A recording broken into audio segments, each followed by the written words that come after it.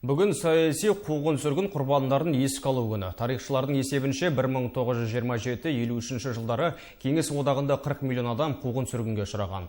Оның 100 мыңнан астамы қазақ зиялылары. Арасында Түбек Тумалары Жалау Мыңбаев пен Тобанияз Әлниязұлы да бар. Бүгін репрессия құрбандарын ескерткіштеріне гүл шоқтары қойылып, рухтарына тағзым етілді.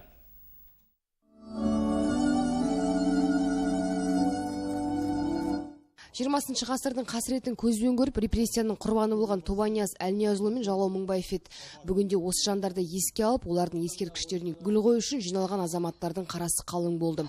Олардың әрқайсысы өмірден өткен жандардың рухына тағзым етіп, үнсіздік жариялады. Қала басшысы бастаған бір топ азамат тілегін де жеткізді. Бүгінде Ақтау қаласында өздеріңізбен бірге қаламыздың барлық саяси ұйымдары, ардагер ағаларымыз сіздермен бірге бүгінде осы саяси қуғын-сүргін құрбандарын еске алуға жиналып тұрмыз. Мұнан соң шара Тобанияз Әлниязұлының ескерткішінде жалғасты. Бұл жерге ел ақсақалдармен бірге Тобанияз атамыздың ұрпақтары аймақ басшысының орынбасары Бану Нұрғазиева да арнайы қатысып, сол кездері тағдыр тауқыметін көрген қазақ зиялыларын еске алып, бір ауыз тілегін де арнады. Жастар, ешқашан ұмытпау керек. Қанша қазақтың мың өліп, мың тірілген жолы қандай болды? Кімнің арқасында бүгінгі бейбіт күн? Ұмытпаса, ұрпақ осыны ұмытпаса, болашағы жарқын болады. Әжеміз Бақтыбайқызы Дөңбай осы Маңғыстауда жүру қиын болды ғой енді.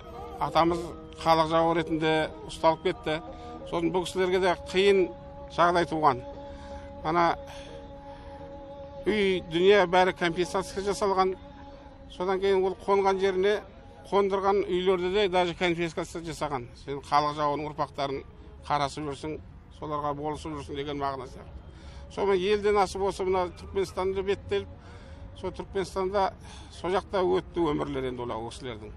Мұнда келе алмады көпке дейін. Осында келіп атамыздың басында тағзым етеміз осы елмен бірге. 31 мамыр қуғын-сүргін күндеріне. Енді бұл күндер тек тарих қойнауында.